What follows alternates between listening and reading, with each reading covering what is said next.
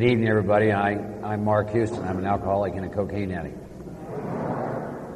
And power of God separated me from alcohol the morning of October 19th of 1982. And it is because of that power, which I've come to know as love, that I'm sitting up here in my 21st year of sobriety. It's good to be back in Prescott. Joe and I were here, felt like 50 years ago. It wasn't, I think, in the mid-90s, somewhere in there, up at a camp. I think a couple hundred people showed up, and we had a wonderful weekend up there, established some relationships with people, and back, and here we are again. It's a pleasure and an honor. I want to read something to you out of a book written by a man named Anthony DeMello called The Way to Love. It's called Discipleship. If anyone comes to me and does not hate his own father and mother and wife and children and brothers and sisters, yes, and even his own life, he cannot be my disciple. Luke 14:26. Take a look at the world and see the unhappiness around you and in you. Do you know what causes this unhappiness? You'll probably say loneliness or oppression or war or hatred or atheism, and you'll be wrong. There's only one cause of unhappiness: the false beliefs you have in your head. Beliefs so widespread, so commonly held, it never occurs to you to question them. Because of these false beliefs, you will see the world and yourself in a distorted way. Your programming is so strong and the pressure of society so intense that you're literally trapped into perceiving the world in this distorted kind of way. There is no way out because you do not even have suspicion that your perception is distorted, your thinking is wrong, and your beliefs are false. Look around and see if you can find a single genuinely happy person. Fearless, free from insecurities, anxieties, tensions, and worries. You would be lucky if you found one in 100,000. This should lead you to be suspicious of the programming and the beliefs that you and they hold in common. But you've also been programmed not to suspect, not to doubt, just to trust the assumptions that have been put into you by your tradition, your culture, your society, your religion. And if you're not happy, you've been trained to blame yourself and not your programming, not your cultural and inherent ideas and beliefs. What makes it even worse is the fact that most people are so brainwashed they do not even realize how unhappy they are, like the man in a dream who has no idea he's dreaming. What are these false beliefs that block you from happiness? Well, here are some examples. First, you cannot be happy without the things you're attached to and that you consider so precious. False.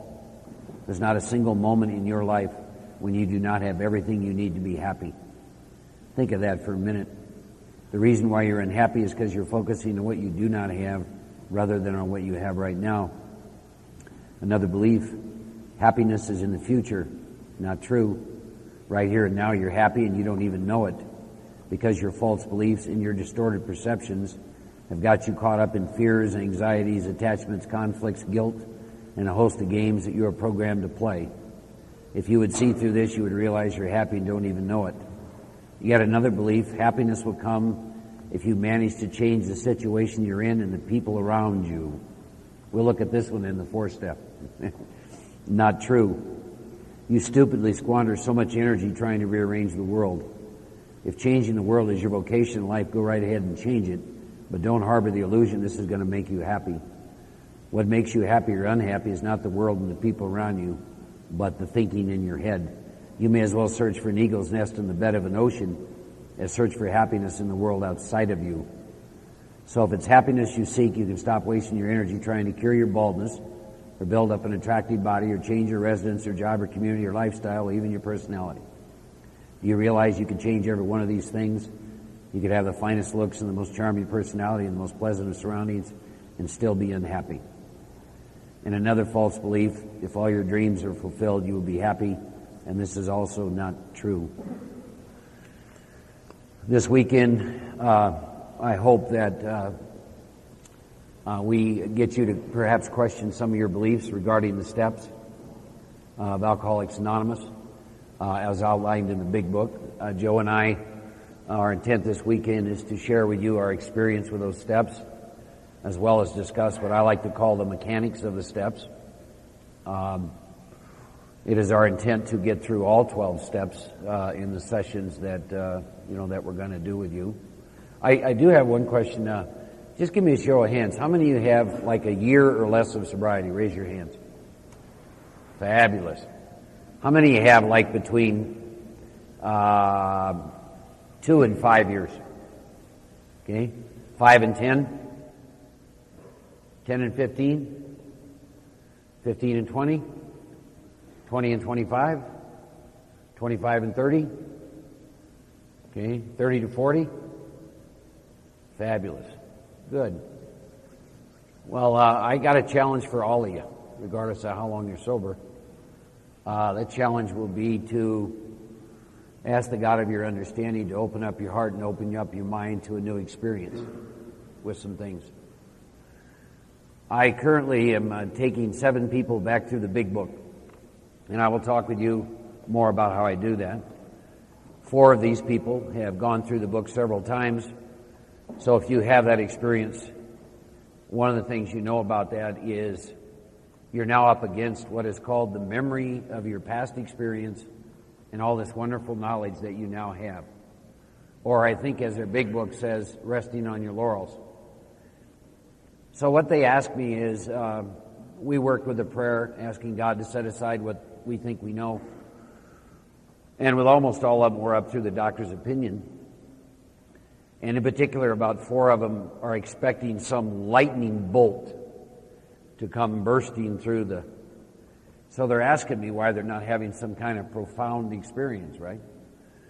And I said, well, first of all, you were so asleep that the very first time you even woke up to what was wrong with you, the essence of your first step, that was a major epiphany in and of itself.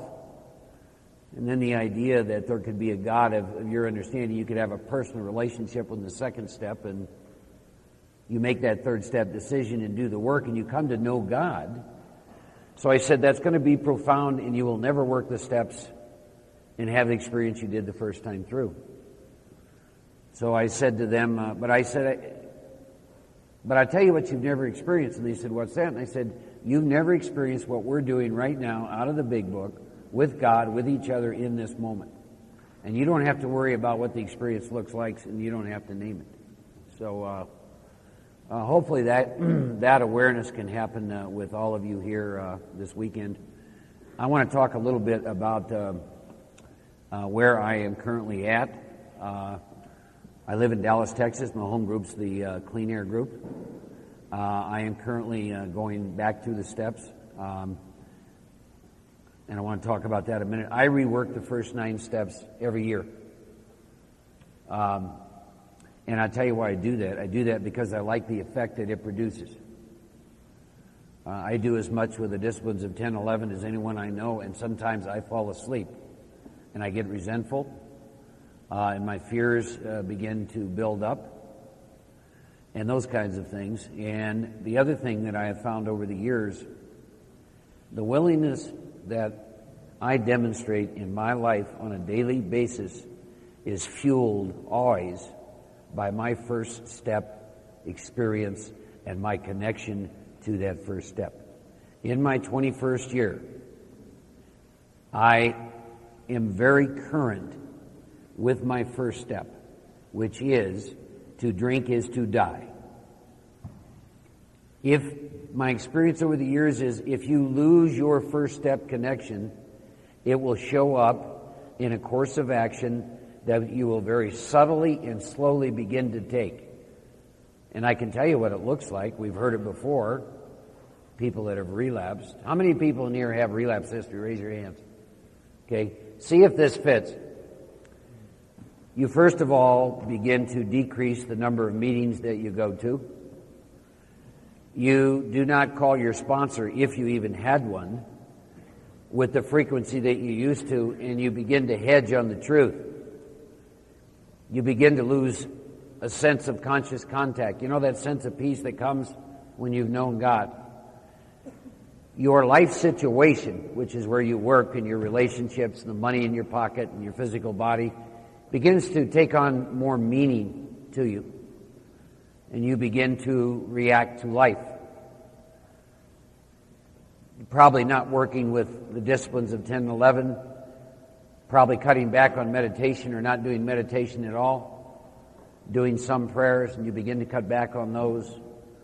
And normally there's a process you go through, and then something in the life situation happens, and your mind says, I know something that'll take the pain away, and it's called a drink, and you pick up a drink. My experience with all of that is this. The course of action I have taken today is predicated on my connection with my first step, and that's not an old memory of what it used to be like when I was drinking 21 years ago. That's a very current experience with what it possibly could be like if I picked up a drink again. So that's the other reason I love to rework the first 9 steps is A, I miss some stuff. B, I reconnect with that first step. I get opened up to the second step that maybe there's much more about God that I know nothing about and have no experience with. My third step is a decision to go for that experience. I write inventory and I begin to see that there are some resentments. Those of you that have some time sober, you have experience with this. They call it spiritual pride, in which you get so spiritually fit nothing bothers you anymore, you know. One time I was going back through the steps, this is probably 4 or 5 years ago, and I was so spiritually fit that when I got the inventory I couldn't find any resentment. So this lady had been sober a long time and said, well, why don't you make a list of people who annoy you? And somewhere between 30 and 40 names rolled off my pen. So, you know, the same challenge applies to some of you who've been sober a long time. I've never met an enlightened drunk. I just don't think it's going to happen. So we still got to deal with our mind and those kinds of things.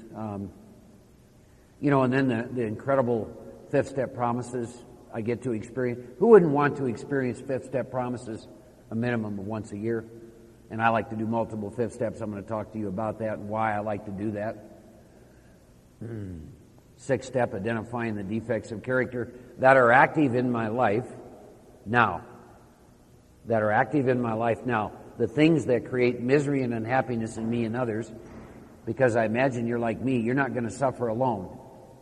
See, I don't suffer alone. I never have. I don't know as if I ever will. I really like to make sure that people around me get to participate in that. 7th step is, again, regardless of how long I'm sober, coming to God and I see these defects. Regardless of my intent, my great love of God, my great love of you, wanting to do the right thing, and I'm seeing these defects, right? Making a list. The harm's different. You know, you're not sticking guns in people's faces, and the harm is different, but harm is harm, and I don't know if it has degrees, right? I discovered as I got into a little bit of time my dishonesty. I used to just lie directly, and then my ego got trickier, and then I just began to lie by omission, right? Ego still operates in the same fashion. It just has a different look to it. It's craftier. And there's always amends. I always find amends that I have to make. And then what that does is that catapults me back into the 10th and 11th step, but now it's whole new ground. Amazing stuff in the 10th step. Amazing stuff in the 11th step. They're like an abyss. And every time back through the work, belief systems like I was just reading about on discipleship, belief systems I've been living my life on once again get shattered. And I'm freer. And my consciousness, the way I experience myself and you and my world, has broadened and widened and deepened. And there's more power in my life. And there's more peace in my life. That's why I rework the first 9 steps once a year. I was talking to a gentleman today, and I know some people that have time will do this. They'll just go back and write inventory. But I didn't start with the 4th step. I started with the 1st step. So whether you're here with very little time sober or long time sober, I am very glad that you're here. Ask God to help you stay here all weekend, to give you the power to stay here, to go through this experience. Over the years, I've gone to a lot of different things, monasteries and weekends like this. I'm no different than any of you. There's a part of me that really thinks it really knows a lot, and it becomes difficult to sit. Most of the things that have been in my highest good, it's been very difficult for me to experience because another part of me just doesn't want anything to do with that. So that's all I got for now. Good evening. My name is Joe Hawk, and I'm an alcoholic. I have a prayer, too, I'd like to read.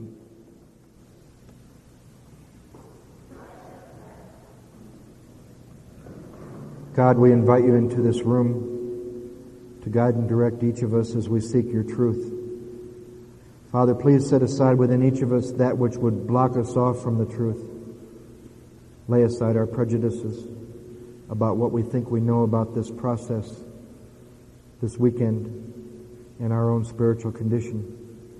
Remove our fears, Lord, that we may hear your truth through the members of this group. Give us the strength and courage to share your truth with each other in the spirit of love and compassion for our fellow man.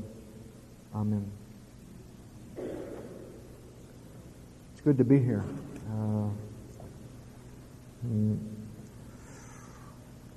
We've done 3 of these in the last 5 years, and that was after I spent 5 years in India. And the last 2, one was in California, one was in New York. I had a hard time opening this book. Of course, Mark covers it really well, and then I would share my experience. And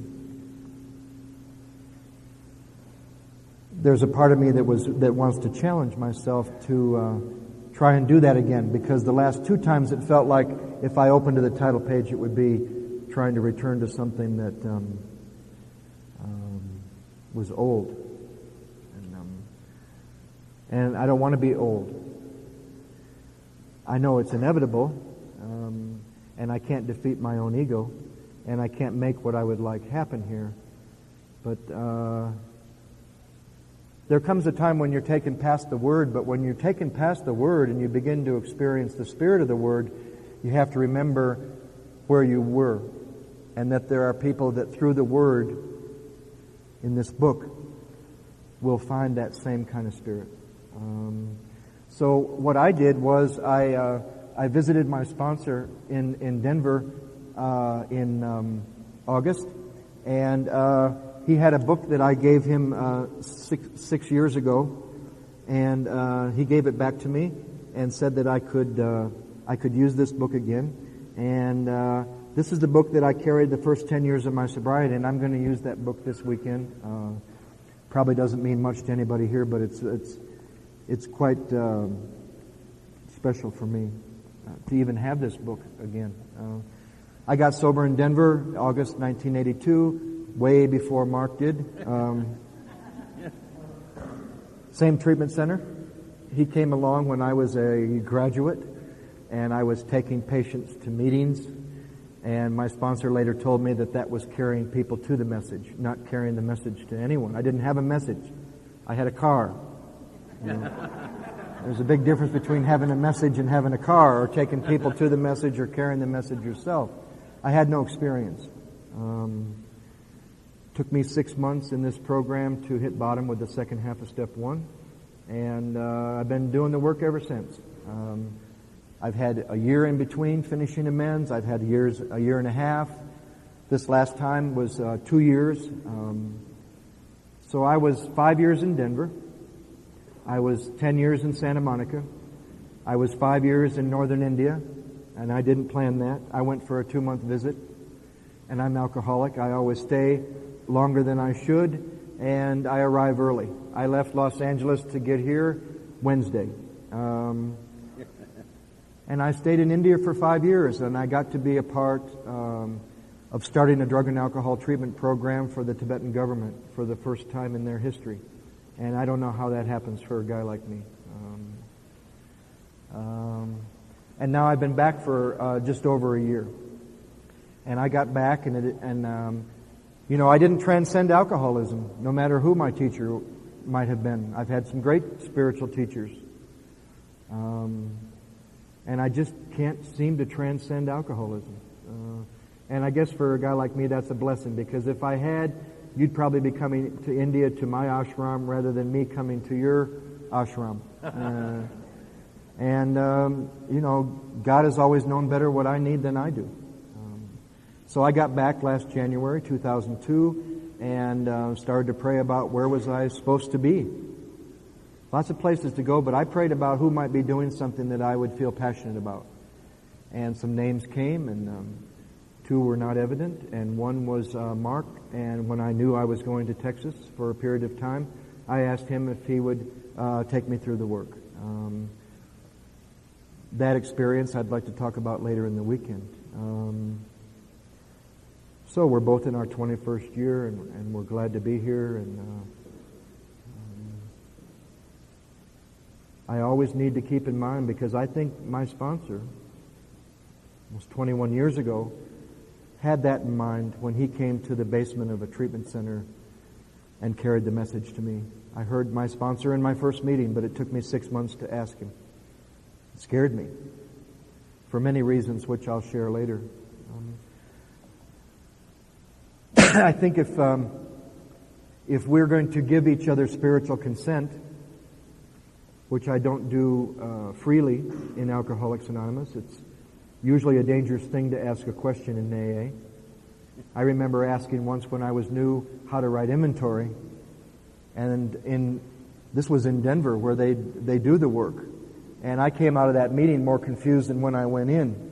And one guy told me I didn't need to write inventory. He never had. But he seemed a little edgy. Another guy told me to write my life story. And unfortunately, I had tried that and I hadn't gotten any results. Another guy gave me a 140 question inventory, and I was just confused. But what an amazing thing for a new person, if you're an alcoholic or an addict or both. What an amazing thing for somebody like us to be confused. And then to admit it, because I think the three hardest words for an alcoholic to say are, I don't know. Some alcoholics say the three hardest words are, I love you. And I kind of wonder how they drank. Give me a couple drinks, I'll tell anybody I love them, right? But to say I don't know, and I've gone back and forth over the years with what they really meant. And I think they meant different things for different people. What they really meant when they said, are you willing to go to any length? Because that can either grab your ego, and you're going to say to yourself, wow, let me tell you what lengths I'm willing to go to. And then you start doing those things, and the ego loves it, and it increases your ego. It builds the ego. But I don't think that was the purpose. I think our original 6 steps, which are in our book on page 292, I believe, the first step was complete deflation. And I don't think they meant complete deflation of the tires on my car. I think they meant complete deflation of the ego. But the funny thing is, I can't do that. But a lot of people in the program will even take credit for that. I'm sure you've all heard it. I'm going to go home, smash my ego, surrender, work on my defects. I'll get back to you next week, right? I can't smash my ego. I can't bring about surrender. That's what the Great Persuader did for me.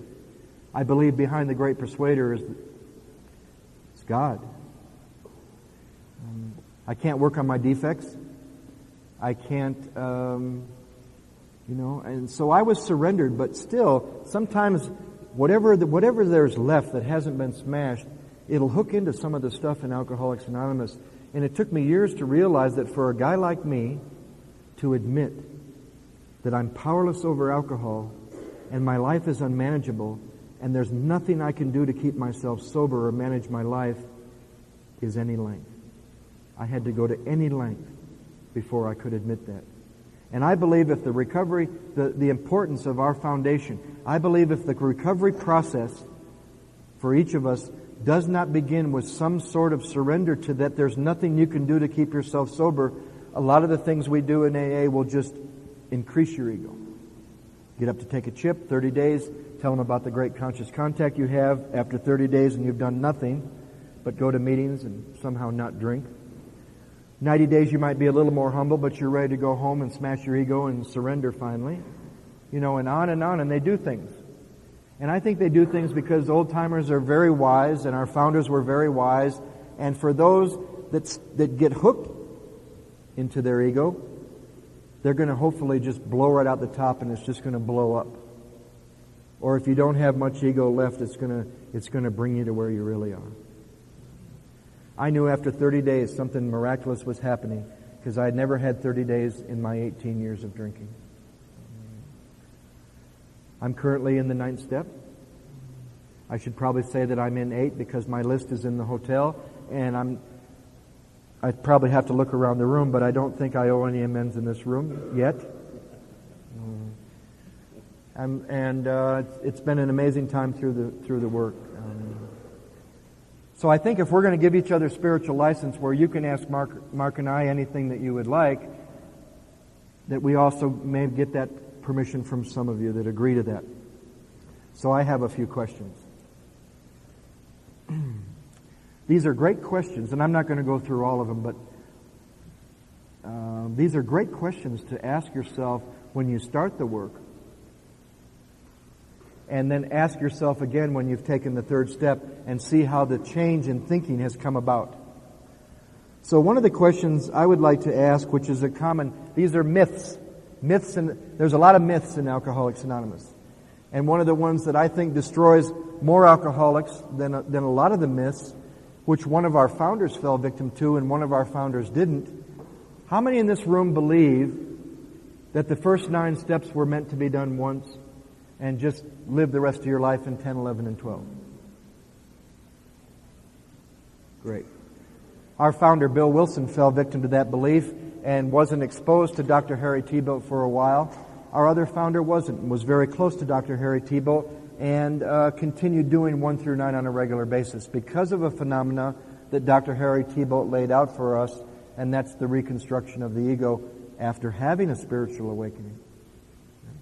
1 through 9 once did not work for me. The first time I started 1 through 9, I didn't finish amends. I left about 30 or 40 that I was aware of and soon hit the wall. I would be willing to bet that there's a common denominator among those people that raised their hands when Mark asked for those that have had relapse experience. I would bet that there's a common denominator among 99% of those that raised their hand, and that is that you went back out with unfinished amends. And I think that has a lot more to do with than you quit going to meetings. There's people all over the world that don't have meetings. They're called loners, internationalists, members of Alcoholics Anonymous. I've seen them at every international I've been to. And you know, I've met very few people that finished every amends that they were consciously aware of have that kind of experience with relapse. Another question.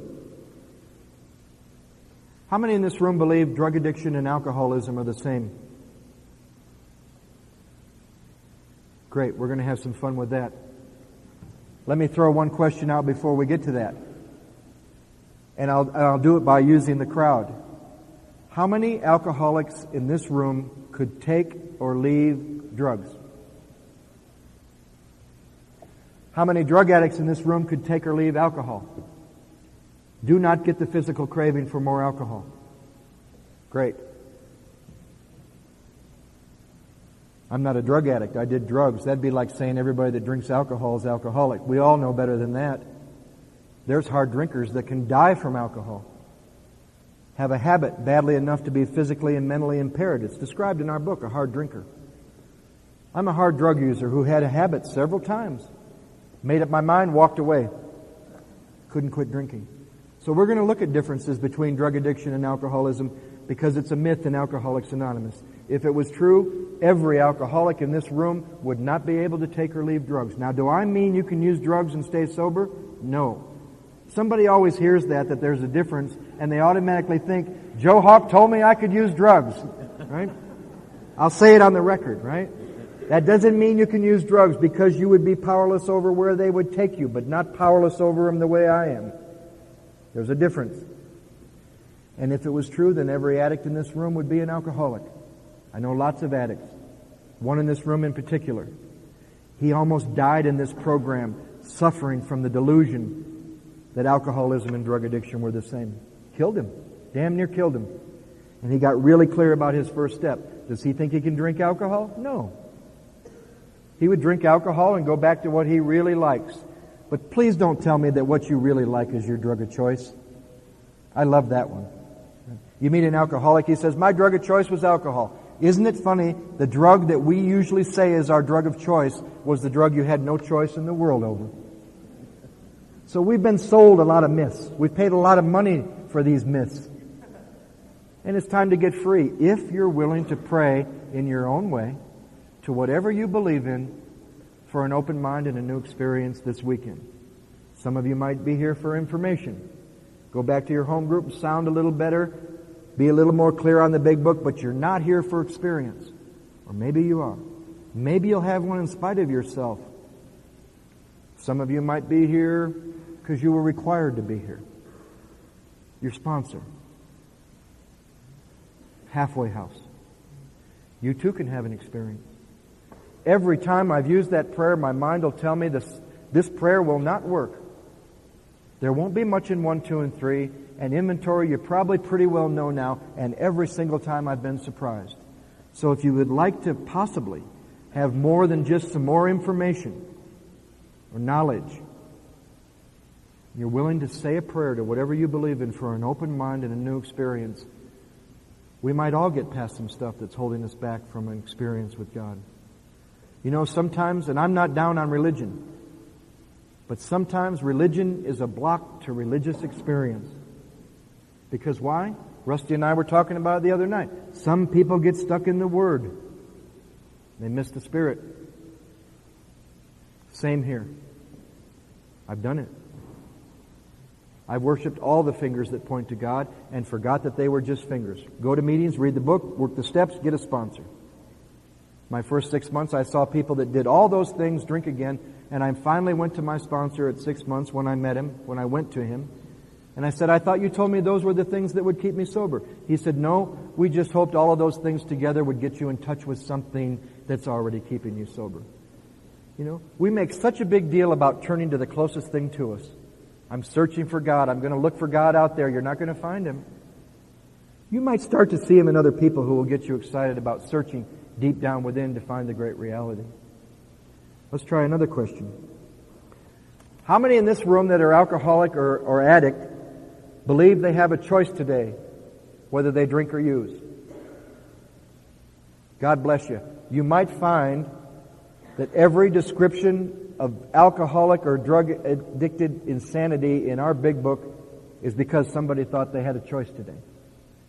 The idea that I have a choice over alcohol today is the insanity of alcoholism that will take me to the first drink. I have no more choice today in a fit spiritual condition to drink than I had to not drink when I got here. Where alcohol is concerned, this book says maybe it's not true. Maybe we're going to find that this book is not true for some alcoholics. Maybe we're going to find that this book describes 4 different types of alcoholics. And maybe type 2 alcoholics can get by with just choosing not to drink on a daily basis. But I can tell by looking at you, there's people in this room that after all these years, if you chose not to drink every day, wouldn't you have made the wrong choice at least once in all these years with your track record? And if choice has anything to do with will, and you've done what's necessary to give your will and your life to God, where's the choice? How about another one? Anybody in this room believe that not drinking and going to meetings treats alcoholism?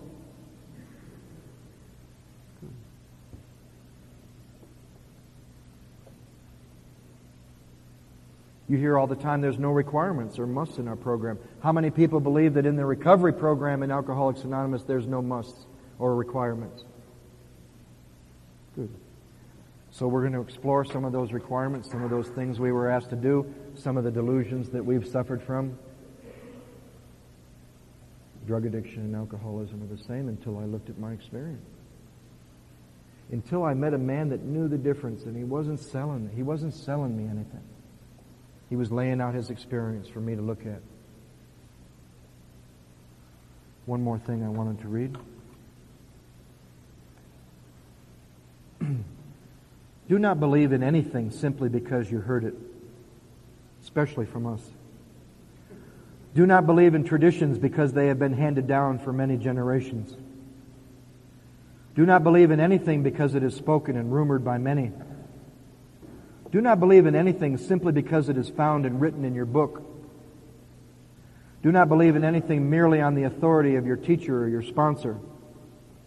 But after observation, analysis, when you find that anything agrees with reason and is conducive to the good and benefit for you and all, and you've had an experience with it, accept it and live up to it.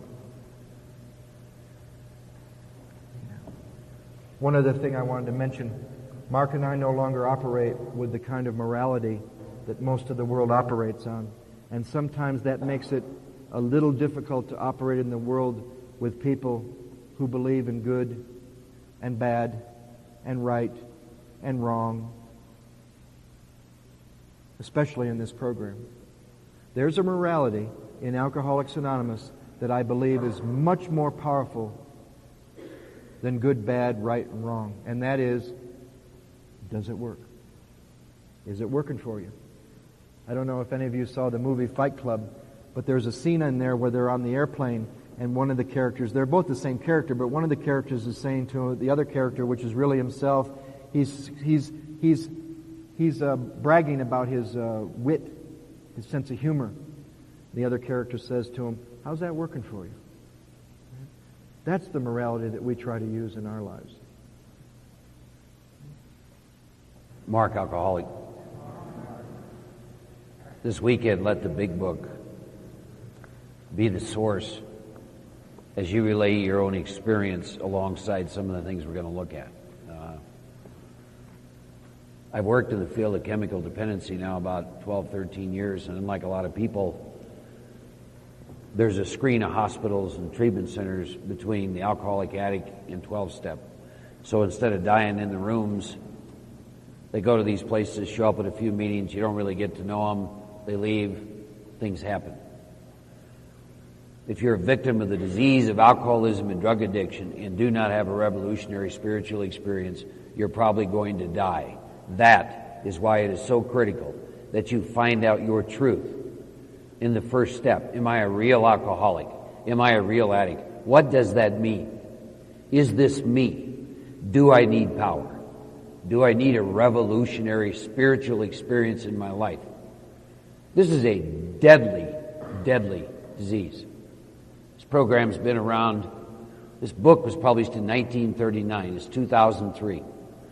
The latest Grapevine said that the fellowship of AA worldwide, I believe, was about 2.3 million, in the United States about 1.8 million.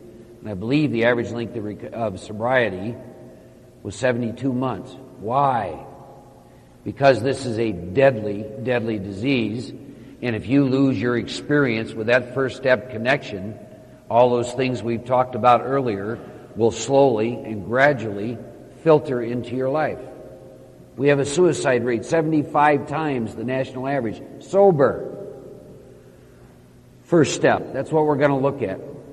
We're going to talk to you about the title page, the table of contents, the forwards, the general areas of general information. You're going to start looking at step 1 in the doctor's opinion up through page 23. 33 pages of information to look at one thing. When you take a drink, do you lose control? Yes or no, based on your experience. For those of you who do drugs, when you do drugs, do you lose control? Pages 23 to 43, we're going to look at what the big book calls insanity.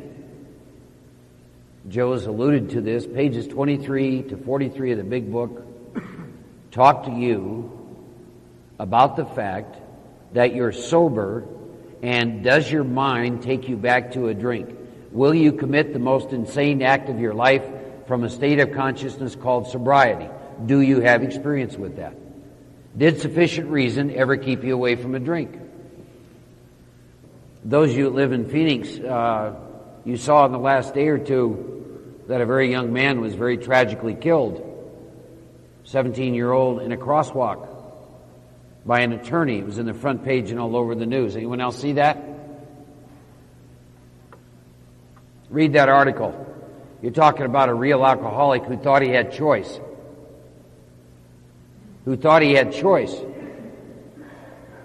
Pages 23 to 43, based on my experience, are about the most misunderstood pages of the entire book, And yet it was in those pages that I died the alcoholic death, and I saw that I needed God. And so we're going to talk about what's in those pages. The idea that the most insane thing at certain times, you're going to commit the most insane act and you have no say in it. I work with chronic relapsers. I have to assume if there is such a thing as reincarnation, and I don't know if there is, but I have to assume if there is, I was not a good person in my last lifetime. And that's why I'm working with chronic relapsers. Their 4 favorite words are I know and yes but. We just experienced one last night. Less than 30 days at one time. I can't remember. He had 4, 5, 6 years and talked longer than anybody in the meeting. That sums him up, right? And I love to ask him a question. And the question is, and it comes out of the big book, it says when somebody relapses, and then this is around the story of Jim, is they really ask you to look at what led up to the relapse. But I like to ask them the question about this issue of choice. And without exception, every single one of these chronic relapsers has said to me on the day they relapsed, they chose to do that. And I said, I am sorry that you believe that and that you think that, because somebody has never gone through pages 23 to 43 with you. And what I hope you come to find out this weekend, that if you're a real alcoholic or a real drug addict, that you and I stay clean and sober one day at a time by one thing and one thing only, and choice has nothing to do with it: fit spiritual condition. And in fit spiritual condition, it is impossible for my mind to take me back to alcohol, because there's a power between me and that thought taking place. So that's one of the reasons we're here, and we want to go back. We want to go back through this book with you all. We want to share with you what I like to call the mechanics and how we look at these steps.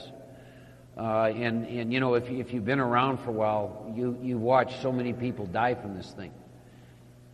And my experience shows me, I don't know how many people I've worked with. I'll just tell you a lot. I read something recently about statistics. I think it was a fairly reliable source, but it said that 47% of all statistics are made up in the spot. I thought, sounds like an AA meeting, right? You know.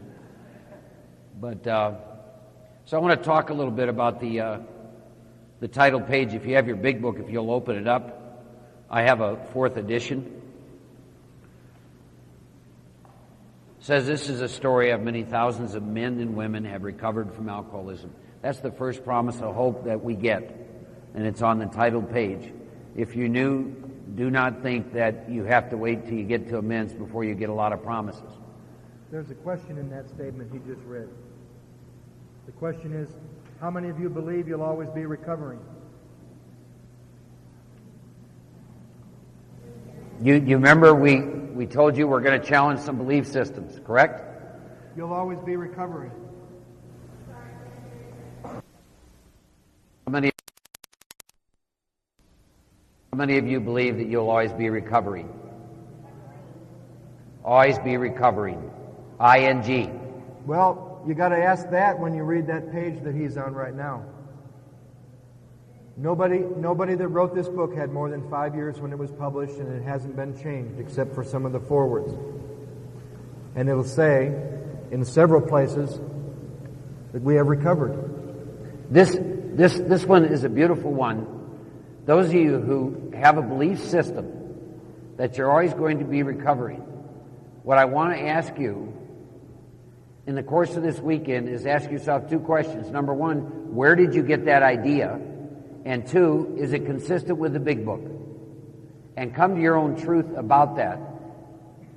I have had to get rid of as many belief systems in the fellowship of AA that would have killed me as I did the insane ones I brought to AA.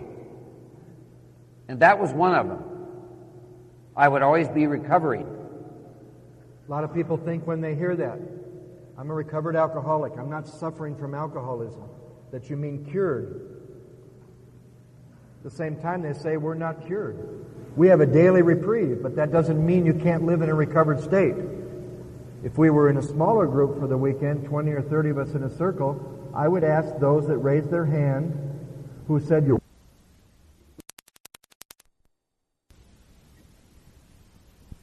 course, you're always going to be. Recovery is a horrible place to be. It's wonderful the first time. If you're doing it for the first time, enjoy it, because hopefully you'll never do it for the first time again. But I don't want to live as a recovering alcoholic, always being sick, always suffering, because the founders promised us from the forward to the first edition, the first page of the first book ever printed, that you can recover from alcoholism. I do not think that I'm cured, but I can live in a recovered state. I think over the years, the reason people don't want to, all of you know what a Concordia is? If you had a Concordia and looked up the word recovered, I believe it's used 14 times. The word recovering is used twice, and it's only in the last 4 chapters, which are about how to practice these principles in all your affairs. I have a sense that people who get hung up on the word recovering have this idea that if they tell themselves they're recovered, they'll walk away from AA. It has a whole different meaning. But let the book speak to you about that. This says that this is a story of how many thousands of men. See, I've recovered from alcohol. I'm not drinking. I haven't drank. I'm in my 21st year. Now, does that mean I'm still not doing life stuff? Of course I'm still doing life stuff. But if I lie to you today, it's not because I'm drinking. It's because I'm a liar. If I steal from you, it's not because I'm drinking. It's because I'm a thief. You follow? See, I have recovered from a hopeless state of mind and body. But anyhow, we'll let the book answer that question for you as you would go through this. Now, there used to be a circle and a triangle. And I just want to talk briefly about that circle and triangle because it's always been very important to me in what I call locating myself. And I always just draw one back in my book. But that circle always represented wholeness. And inside that circle there was a triangle, and they were called the 3 legacies of AA. They were given to us in 1955. The first one given to us was recovery, and that's at the bottom of that circle. And recovery is when I take my mind, because the main problem of the alcoholic centers in the mind, I take my mind to the recovery process. You know that mind that takes me back to a drink when I'm sober? That mind? I take my mind to the recovery process, which is found in the title page to page 164. I have a psychic change. So underneath the circle and triangle and the word recovery, I always write the word title page to page 164. And the second legacy given to us was unity. That's the fellowship. I take in my mind that went through a psychic change, I take that into the fellowship. There were reasons in the early days of AA that they made you do step work before they took you into meetings. They wanted your mind to have gone through some kind of a change so that you wouldn't be bringing all your problems into the meetings, which were much more solution-based. So I take my mind, that psychic change, into the unity, the fellowship. The third part is service. You get to the 10th step. The 10th step says you have entered the world of the Spirit. I have an awakened spirit. The work in 4 through 9, face and be rid of that which has me blocked from God, from my spirit. I now have an awakened spirit. I take that out to be a service to God and my fellow human beings in every area of my life. Not just AA. In my career, every single area of my life. So I have a threefold illness. I have 3 things to treat this illness, and when I'm involved in all 3, I experience wholeness, at one-ment. You see, at one-ment, peace, power. One of the things I do with people that I work with and sponsor is a minimum once a month I sit down and I locate them on the circle and the triangle. Where are you at specifically in the steps? What are you doing with the disciplines of 10, 11? How many meetings a week are you going to? Do you have a home group? Are you involved with the home group? Are you going to group conscience? Where are you at with service? Not just in AA, not just sponsorship. Other kinds of service. Strangely enough, I find that when people are equally balanced in all 3, they are much more at peace with themselves. So that part of it has always been important to me, that circle and that triangle. It brings us to a question. How many have believed or now believe that it's a twofold disease, body and mind? Well, I'm sorry to tell you, but the Big Book of Alcoholics Anonymous says that we're not only bodily and mentally ill, we're spiritually sick, and when the spiritual malady is overcome, we straighten out mentally and physically. My life is not unmanageable because of the mental obsession. I'm powerless over alcohol because of a physical craving and a mental obsession. My life is unmanageable because of a spiritual malady. I have a threefold disease. We have a 3-part program. We also have 3 sets of 12 spiritual principles. 12 steps for recovery.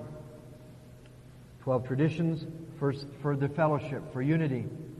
12 concepts of service. 36 spiritual principles. I found that I needed to get some power by doing the base, 12 steps, and that with that power I could begin to practice the 12 traditions in my life and learn about the 12 concepts of service when being of service. Here's how I see it now. Having had a spiritual awakening as a result of the steps, recovery, I carry this message to alcoholics in the fellowship, unity, and practice these principles in all my affairs, service. Unity, recovery, and service contained in the 12th step. I'm going to throw out another challenge. Many, many people in this room, myself included, my first time through the steps, with unfinished amends, I would have told you, I've had a spiritual awakening as a result of the steps. All I had had was a major awakening as the result of 1 through 9.5. If you're still stuck on your first set of amends, don't tell people you've had a spiritual awakening as a result of the steps. Tell them you've had a major life change and a major awakening as the result of 1 through 9.5. There's a big difference. If you want to turn to the table of contents, I don't know, some of you who are newer, if this thought has occurred to you, but the first time the Big Book tells you that you're at a step is you're at step 3, so a logical question is, well, where's 1 or 2? And the preface and all the forewords is general information about the fellowship and AA, etc. And where you're going to find step 1 is the doctor's opinion up through Bill's story, and then pages 17 to 23 is where the book is going to look at, are you physically powerless once you take a drink? And then pages 23 to 43 is where we're going to look at the obsession of the mind. So everything really from the doctor's opinion up through more about alcoholism is looking at 2 things, the illness of the body and the mind.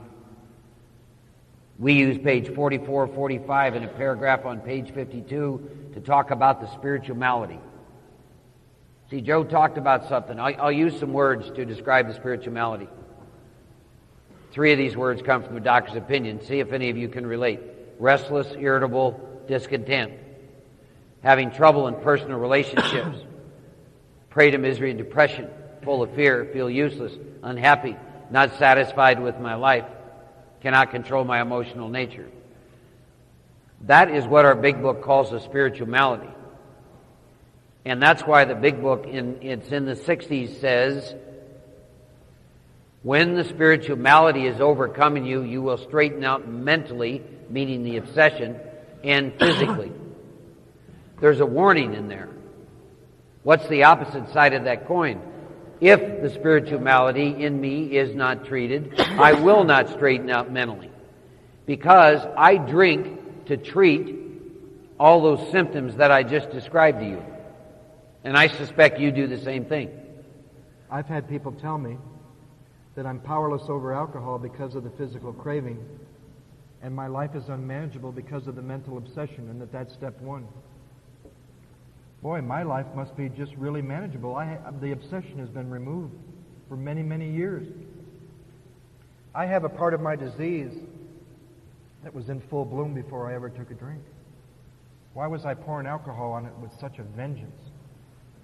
Every description of untreated alcoholism in this book fits me before I ever took a drink.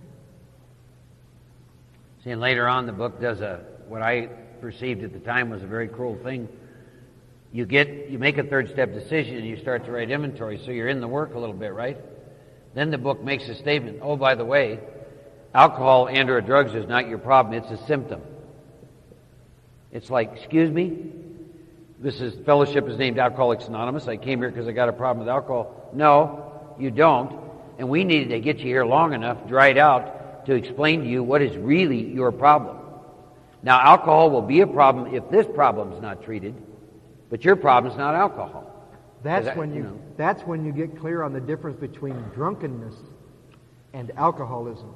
Alcoholism is that stuff that you wake up to in the morning when you haven't had a drink.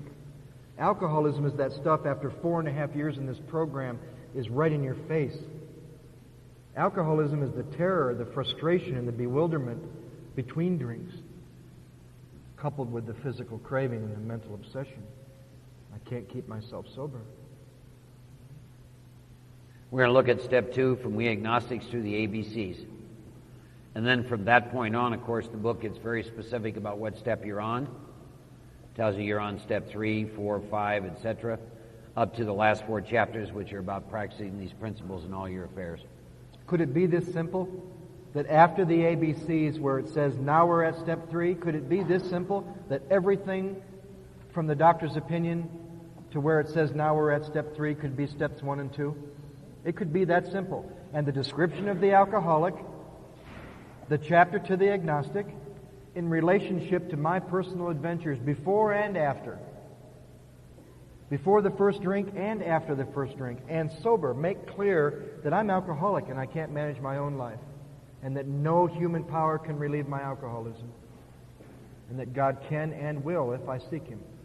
The only 3 things I need to be convinced of to go on to step 3, they just take 63 pages to help me look at it. That's how important it is. Almost 64 pages out of 164 on 2 steps. We'll find to look at steps 1 and 2. I'd like to back up for just a second and mention just a couple things. They made a big mistake in our 4th edition. They made a big mistake. And they got to change it. They just have to change it. Or we're just all going to just keep writing and emailing and sending letters and delegates. All of them. Now, I know a lot of you are more ashamed of being sober than you are being drunk, and when you get your book, you throw the paper cover away and you cover it with something. Look what I did my first year. This could be anything. This could be a novel, right? I put leather around it, right? Somebody gave me this cover. Because there was a period of time where I was more ashamed of being sober. Everyone in town knows you. I mean, if you drank in Prescott, my God, I mean, everybody probably knows everybody, right? Do incredible, tragic things and then get sober and be ashamed of being sober more than you were of being drunk. So you throw the paper cover away and you miss one of the most important statements that I didn't find it for quite a while. And it was in the paper cover in the 3rd edition, the 2nd edition, the 1st edition. And in that paper cover, it used to say this.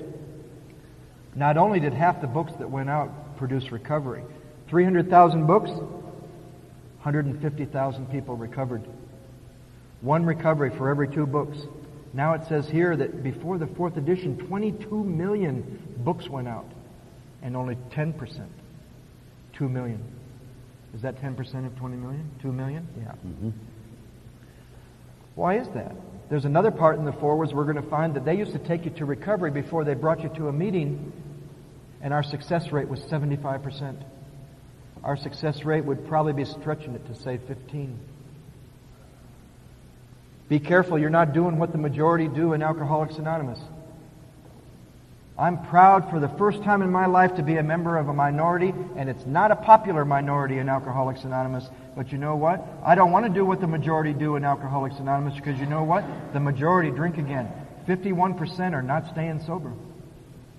Be proud to be a part of a minority, that the chances are better rolling the dice that God has more power than booze, that you're involved in all 3 parts of the program.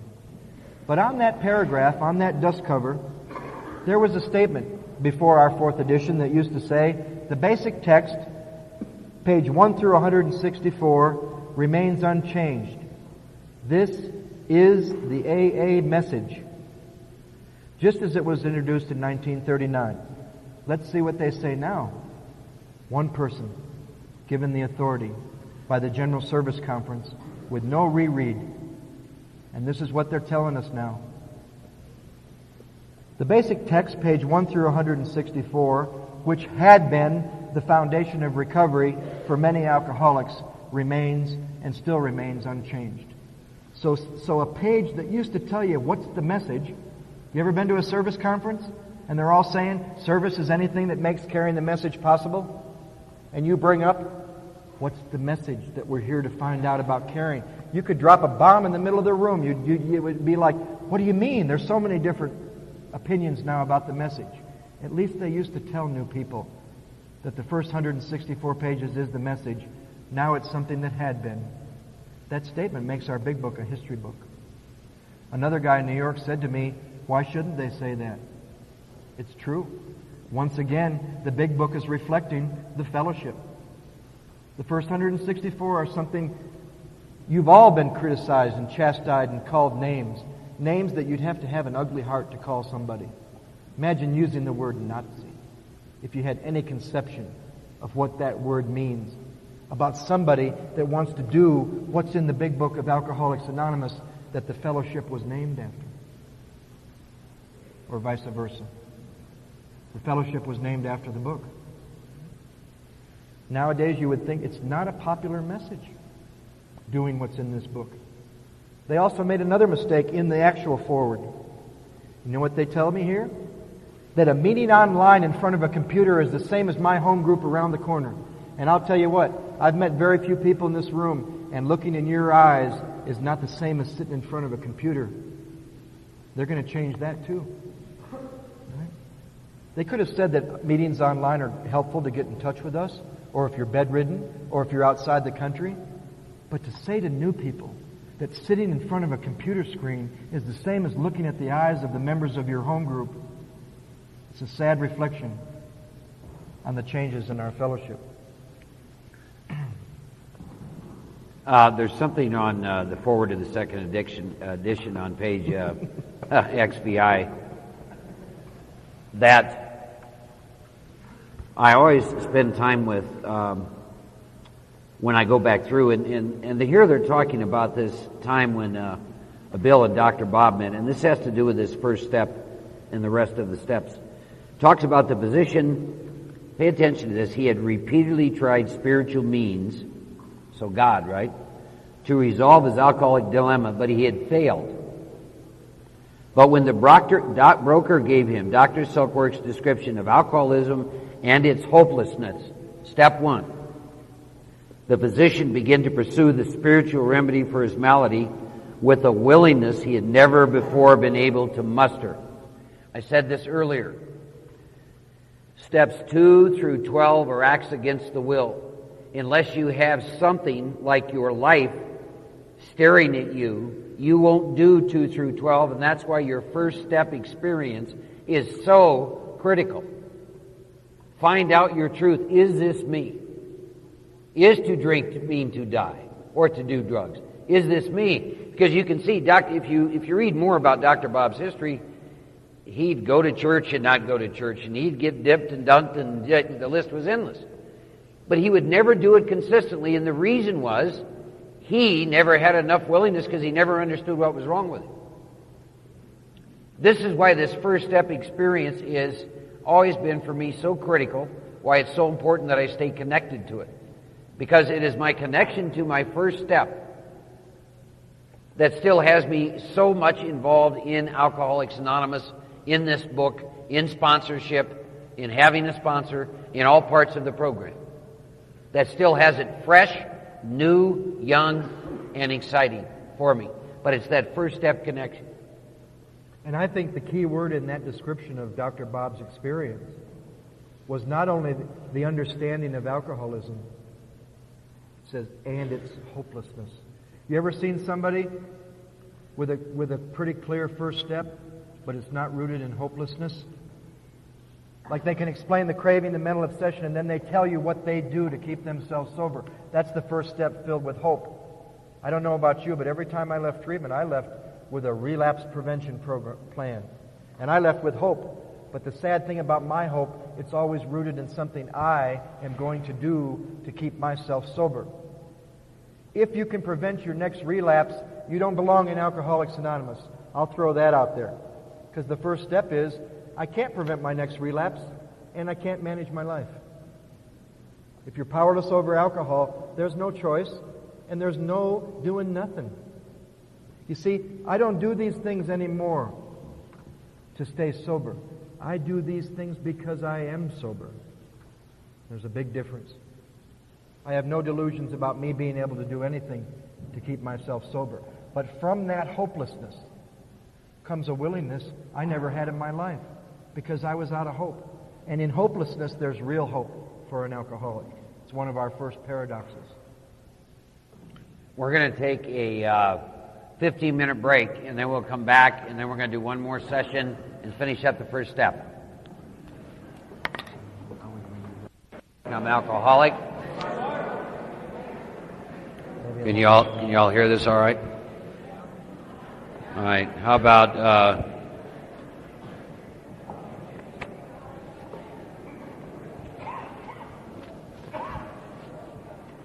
about we take I want to read another prayer by a man named Thomas Merton. Can you hear me? Is that better? Okay. It says, my Lord God, I have no idea where I'm going. I do not see the road ahead of me, and I cannot know for certain where it will end. Nor do I really know myself. And the fact that I think I'm following your will does not mean that I'm actually doing so, but I believe the desire to please you does in fact please you. And I hope I have that desire in all that I am doing. I hope that I will never do anything apart from that desire. And I know that if I do this, you will lead me by the right road, though I may know nothing about it. Therefore will I trust you always, though I may seem to be lost and in the shadow of death. I will not fear, for you're ever with me, and you will never leave me to face my perils alone. Thomas Merton. Those of you who have your big books, if you'd turn to the doctor's opinion. And I would like to mention something. I work in the field of chemical dependency. I subscribe to magazines and books that have to do with medical research on the subject of alcoholism and drug addiction. And what I find in the year 2003, everything that medical science and research can find about our illness in terms of the brain, in terms of the body, etc., all of it is in complete agreement from the doctor's opinion, which was written by William D. Silkworth, a man who came up with these conclusions based on observation. I personally find that absolutely incredible, that's something that he came up with from a standpoint of observing us.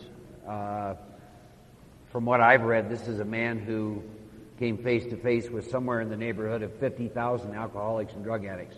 So he had some experience. And from those experiences, he came up with some observations about what was wrong with us. And I want to talk a little bit about that. It's Joe and I's intent to get through the portion of the book that will talk about the illness of the body and the illness of the mind, and get into the spirituality. We'll do one more session. We'll be out of here a little before 10 tonight. But in the doctor's opinion on page XXVI, I want to read a couple things. Keep in mind, at this point in time in the book, we don't really know what's wrong with us. They have earlier on said that this book is going to show us precisely how to recover from a hopeless state of mind and body. So a little earlier on, they had introduced us to something that might be wrong with us. And then it says the physician, who at our request gave us this letter, has been kind enough to enlarge upon his views in another statement which follows. And in this statement, this man confirms what we who suffered alcoholic or drug addict torture must believe. That's a must. That my body is quite as abnormal as my mind. A little further on, they talk about our bodies are sickened as well. In our belief, any picture of an alcoholic which leaves out this physical factor is incomplete. And they introduce us to this idea that you and I have an allergy to alcohol. And further on, they say that, as a matter of fact, this allergy is going to explain many things for which you could not otherwise account. When I found out that I suffered from an allergy to alcohol and that allergy manifested in a phenomenon called craving, that was great news to me. And here's why. I had hundreds of experiences of taking a drink, having to be somewhere or do something and not showing up for it. And I did not know why. And sometimes it really made other people angry. I have missed funerals, weddings, fortunately none of my own. One wedding I was to be best man in. Job interviews. Going to pick up money that was due me, and I take a drink and I don't go. I mean, that's insanity, right? I had hundreds and hundreds in employers saying, we're getting calls from your accounts and they're smelling alcohol in your breath, and if we hear that again, we're going to have to let you go. And I do it again, and I don't know why. And I don't know about you, but you have enough of those experiences, you really start to say to yourself, what is wrong with me? I'm intelligent? What is wrong with me, over and over again? And so when I found out that the reason I did all that stuff is explained on the next page, XXVIII, that gave me a tremendous sense of comfort. I finally got an explanation. And they go on, and because they describe what happens to me. We believe, and so suggested a few years ago, the action of alcohol on an alcoholic is a manifestation of an allergy. And so they're talking about what happens to me when I take a drink. I take a drink, and then I get this phenomenon of craving. And it said that this craving is limited to this class and never. And highlight that word never. It never occurs in an average temperate drinker.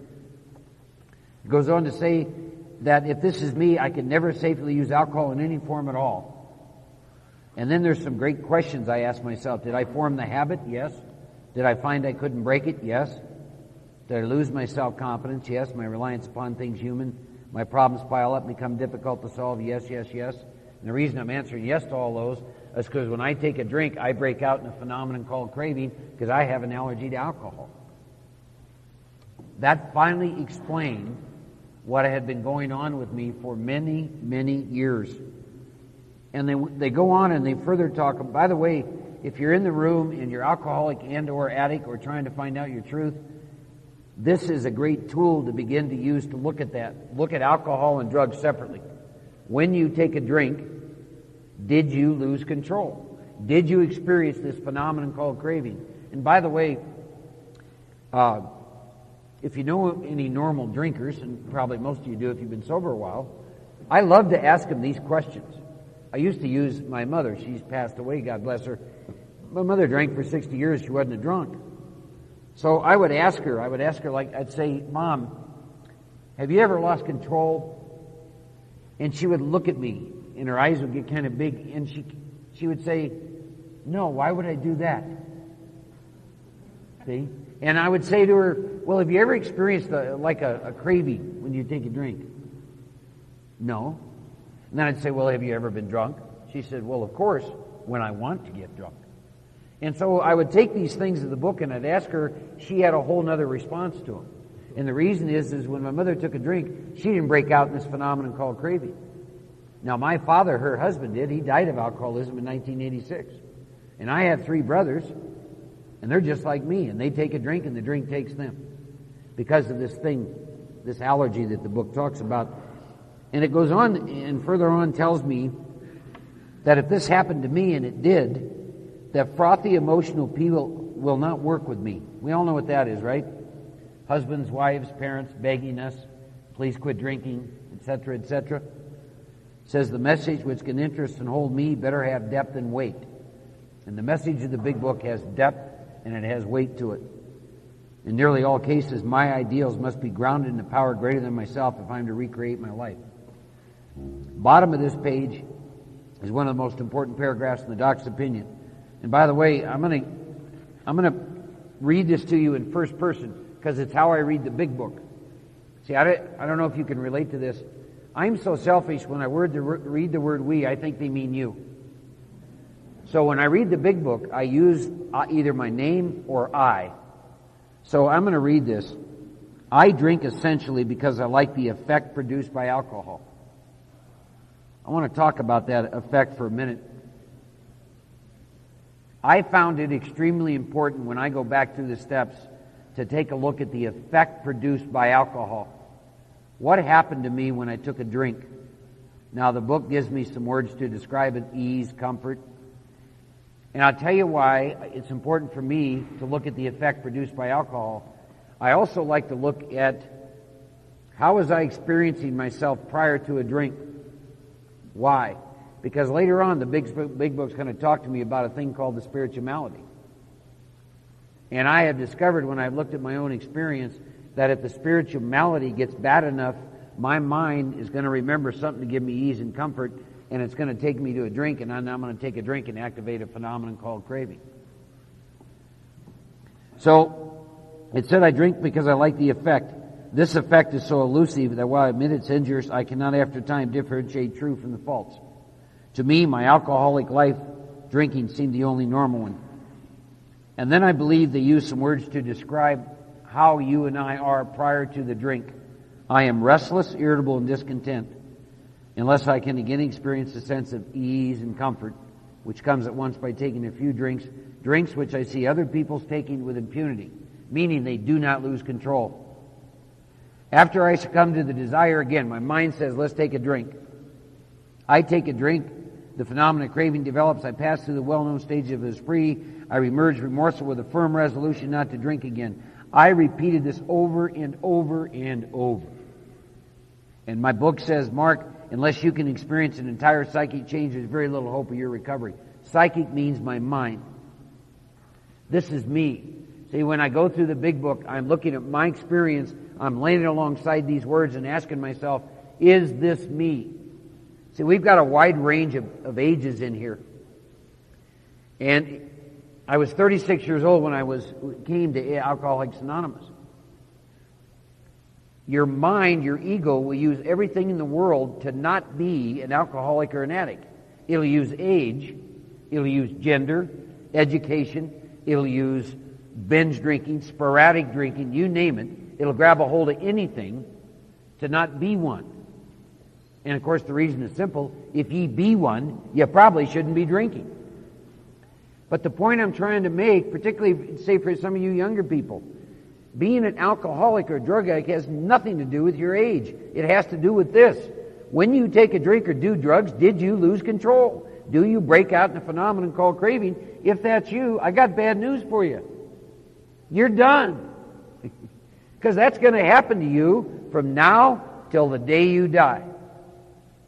From now till the day you die. And the doctor's opinion is what opened me up to this, what's wrong with me physically once I take a drink. I have an allergy. Or once I snort that line of cocaine, I have an allergy. And I break out in a phenomenon called craving, and I'm not going to finish till the craving tells me I'm done. And I can't bring mental control against this thing called craving.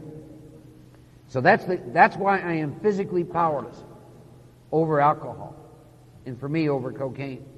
Because when I take the line or when I take the drink, I break out in this craving, and I'm going to run it until it lets go of me. I don't let go of it, by the way. Now that's the good news. I know why I'm powerless once it's in my body. Now there's a downside to this. I knew 10 years before I came to AA that when I took a drink I lost control. Is that true of you?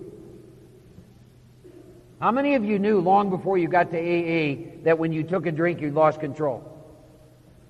See, you're like me. You knew it, but didn't do anything about it. Right? And later on the book's going to tell you and I why.